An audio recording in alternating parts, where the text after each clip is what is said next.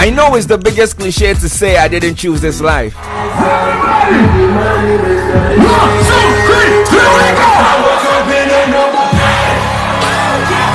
Hi guys, my name is Kojo Manuel. I'm a presenter, an MC, and a hype man. So if you didn't know, now you know. Hype man's job is basically helping the DJ to get his job done. So the DJ is the main act, but you are his right-hand man to make sure his job of making the people jam actually works well.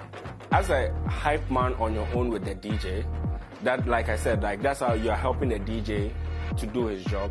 And the hype man for an artist is trying to help the artist have better control of the crowd, or make sure like the whole performance is a more hyper or more intense experience. So you're like just helping him out to control the stage and the crowd.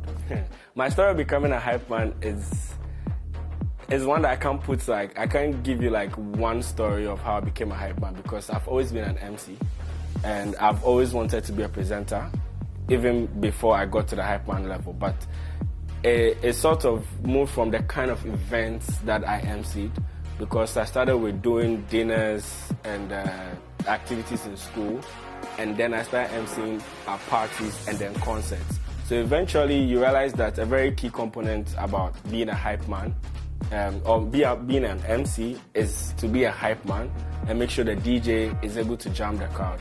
So I had to learn that craft as I went on, because it was never something that I thought I would end up doing, but it's become like the main craft of what I do.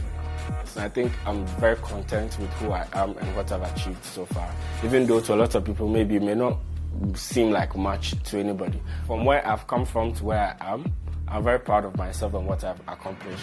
I mean, I'm the best MC at the Ghana DJ Awards 2019. That's enough, because that's something I've wanted for a very long time. That doesn't change the fact that there's so much I still want to do. I feel like we are in an industry that hasn't really quite grown to its limits yet in terms of music, promotion, artists, and stuff like, and events in general. So I feel like there's so much I can do with where I am, and I'm just looking at how best I can achieve that. The least I've ever gotten from a show was when I used to MC at Janelle Snackle.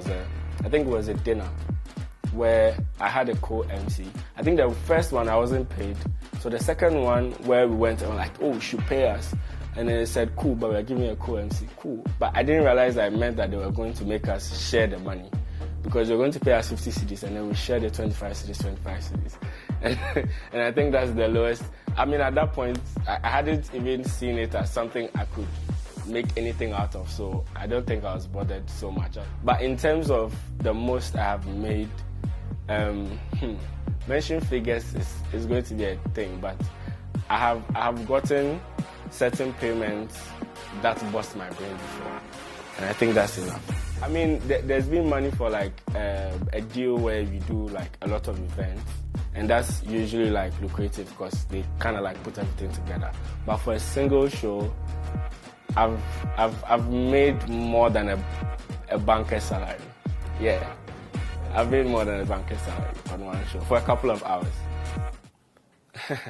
Where they can play Shaker, Q, GH, Worldwide, turn it up, turn it up, turn it up. What's the day? Akpa show. That's it. I feel like I've worked with almost everybody. I think I've been on almost every Shatawale, his annual concert, from After the Storm to the Rain concert to Wonder Boy. I've been on Rapaholic I think 2 times in a row. I've done Manifestivities 2 times in a row. I've done Dirty Rave all 3 times. I was at Joey B's, Daryl and Friends. At this point, I feel like you just mentioned that season item. Tina Fest, that's Fuse ODG. La Même Gang Crusade. I've done Crusade 2, Crusade 3, Crusade 4. The highest point is not something I can actually like put a finger to, because I feel like as much as I do, the more that I realize there's more that I can do. But right now, I feel like I really want to go outside of Ghana, because the experience we have every December teaches me so much about the fact that we have very different cultures, but we can still come together and understand music and jam to it. So I want to go outside Ghana host the bigger shows because they also have a thing against, having people who don't understand their culture do. So I'll really be impressed with myself if I'm able to go to a country with a very different culture, understand their culture, and still vibe with them the way I can vibe with a normal Accra crowd or Kumasi crowd. Yeah. The one thing that will make me quit being an MC or Hypeman entertainment, more money. More money. If there's something that will pay me more money that I love more than what I'm doing now, then I'll leave it. Because at the end of the day, if there's no passion, then there's no point in doing it. But as we speak right now, there's nothing I see that I love more than what I'm doing now. So, yeah. Until that comes, I'm still here. I'm very single. I've been having baby fever. You said, why I like trouble? Cut that hope. I'm single. I'm very single. Even though, that's the cliche that comes with this job, but I'm a very different person from what I do. So by single, I mean really single. The truth with this whole girl business is I take what I do very seriously. So most of the time, when I come and do a show, I do it when I finish on call.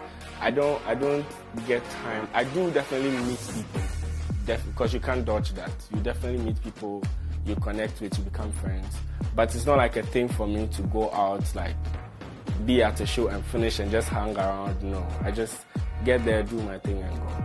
I'd rather go home, sleep alone than hang around with people that I just met. I'm just really shy when I'm not on stage or not in front of a camera or microphone.